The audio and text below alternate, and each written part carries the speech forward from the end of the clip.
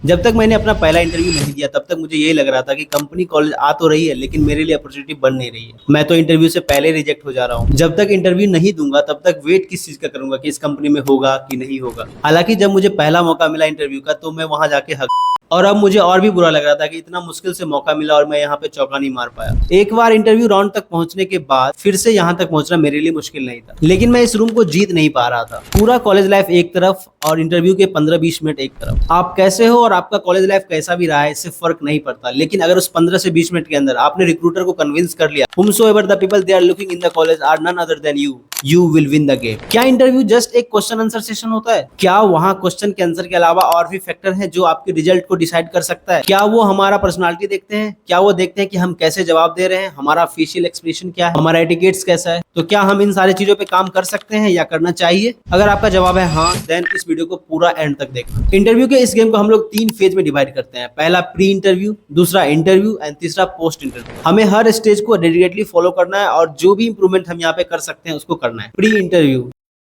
कभी भी confidence stage पे आके नहीं बनती है, ये प्रिपरेशन रूम में बनती है। आप जितनी बार रिहर्सल करते हो उतना ज्यादा आप बेटर परफॉर्म करते हो। इस स्टेज में आप ये 5 चीज कर सकते हो। पहला, रेज्यूमे मास्टरी। अपने रेज्यूमे में लिखे हुए हर बारीक डिटेल को इतनी बार प्रैक्टिस करो कि वो तुम्हारा आइडेंटिटी बन जाए। अगर तुमने अपने एक्स्ट्रा करिकुलर एक्टिविटी में बैडमिंटन एंड बास्केटबॉल लिखा है तो रात के अगर 3:19 पे अगर कोई आपको उठाता है और पूछता है भाई तेरा हॉबी क्या है, तो वो क्रिकेट नहीं निकलना चाहिए। जो भी चीज आपने अपने रेज्यूमे में मेंशन किया है वो आपके टिप ऑफ द टंग पे होना चाहिए। दूसरी चीज है रोल रिसर्च। कंपनी ने जो भी जॉब डिस्क्रिप्शन दिया है उसको 2-3 बार एक्स्ट्रा पढ़ो, हर लाइन को पढ़ो, उसके हर डिटेल को नोटिस करो, हर लाइन से कीवर्ड्स निकालने की कोशिश करो और उन सारे कीवर्ड्स को अपने रिज्यूमे में मेंशन करो। और जब तुम आंसर फ्रेम कर रहे होगे उन सारे कीवर्ड्स को यूज करना वहां पे। तीसरा चीज है अबाउट कंपनी। कंपनी क्या करती है, कौन सा प्रोडक्ट बनाती है, कस्टमर्स कौन है, स्टेक होल्डर कौन है, इन्वेस्टर कौन है, क्लाइंट कौन है, स्टॉक प्राइस क्या चल रहा है इन दिनों, कंपनी के अंदर कल्चर क्या है, हर चीज आपको पता होना चाहिए। और ये जानकारी आप कहां से पता करोगे?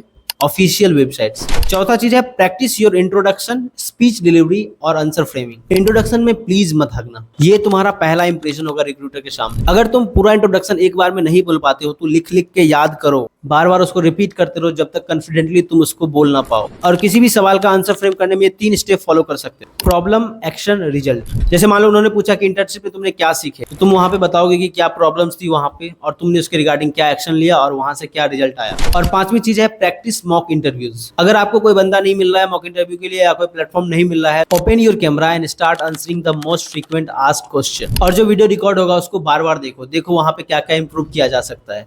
क्या तुम बहुत तेज बोल रहे हो, क्या तुम पॉज ज्यादा ले रहे हो, क्या तुम्हारा साउंड एक मोनोटोनस वे में जा रहा है, क्या तुम कैमरे से नजर मिला पा रहे हो या नहीं, क्या वॉइस मॉड्यूलेशन किया जा सकता है। जितना इंप्रूवमेंट किया जा सकता है उतना इंप्रूवमेंट करो। एकदम स्टार्टिंग से तुम्हें अपना इंप्रेशन बनाए रखना है। दरवाजे को पोलाइटली नॉक करो, आस्क देयर परमिशन, एक नेचुरल स्माइल रखो। अगर हैंडशेक का सीन है तो हैंडशेक फॉर्मली करो, 2-3 सेकंड से ज्यादा हाथ मत पकड़ना और अपना आई कांटेक्ट मेंटेन रखना। इस स्टेज पे आपको फेक कॉन्फिडेंस नहीं दिखाना है that you are the real boss of this room. Keep it real and opening line काफी स्मूथ रखो। Good morning sir, thank you for this opportunity. तुम जो भी सवाल के आंसर दे रहोगे वो एकदम स्ट्रक्चर्ड फॉर्म में होना चाहिए। पहले प्रॉब्लम को समझो, फिर उसका प्लान बनाओ, फिर स्टेप्स बताओ एंड देन उसको वैलिडेट करो। अगर कुछ ऐसा पूछ दिया जो तुम्हें नहीं आता है then kindly accept it and please do not panic in this situation. It is totally okay to not know everything. और कुछ जेनरिक लाइन है जिसको तुम अवॉइड कर सकते हो इंटरव्यू के दौरान, जैसे I don't know much about this topic, like ये सब चीज बिल्कुल यूज मत करना। These sound totally unprofessional। आपके आंसर के साथ आपका बॉडी लैंग्वेज भी अलाइन होना चाहिए, ये भी उतना ही इंपॉर्टेंट है। रिक्रूटर्स आपके बॉडी लैंग्वेज को भी समझने का कोशिश करते हैं और उनका प्राइम कंसर्न कुछ इस प्रकार से होता है। Are you fit for the role, are you going to learn the necessary skills and are you going to stay in the company. कभी कभी आपको एचआर परेशान करता है, व्हाट आर योर वीकनेसेस, और आप वहां पे शुरू हो गए, मेरी एक ही वीकनेस है, वो है मेरी माँ और वही मेरी ताकत भी है। और आपको लग रहा है कि आप सही जवाब दे रहे हो।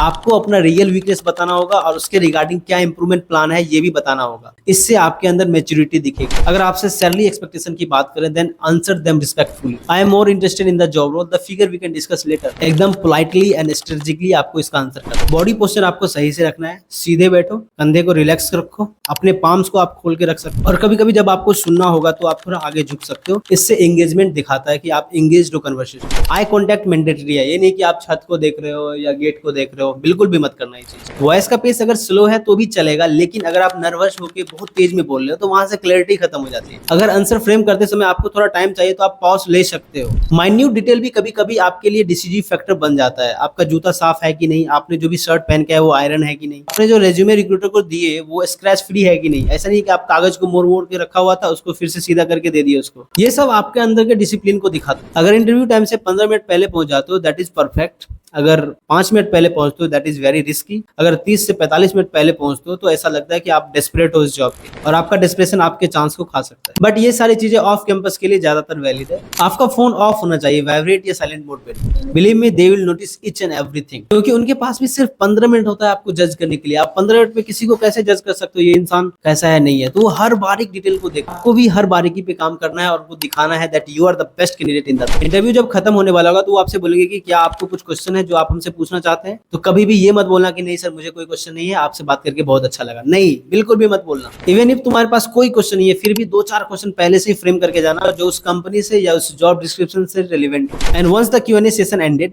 Stand up, give a confident smile और handshake if possible and walk straight out of the room. Within 24 hours you can write a short special thank you email। और अगर कोई स्पेशल पॉइंट ऑफ डिस्कशन है interview के दौरान का तो उसे भी तुम मेंशन कर सकते हो। अगर रिजेक्शन का मेल आ गया then ask them their feedback. हर कोई वापस फीडबैक नहीं देता, लेकिन अगर आपको कहीं से मिल जाए तो वो आपके लिए बहुत हेल्पफुल है। और अभी तक अगर रिजल्ट नहीं आया then wait for it positively and अपना प्रिपरेशन कंटिन्यू रखो। जो भी चीज तुम्हारे हाथ में था, जो भी चीज तुम्हारे एंड से हो सकता था वो तुमने कर दिया। See, interviews are not magic shows, they are the conversation where you are proving your reliability, curiosity and learning ability. Prepare yourself for this. It will take time, but eventually it will come into the shape. My best wishes are always with you. Thank you.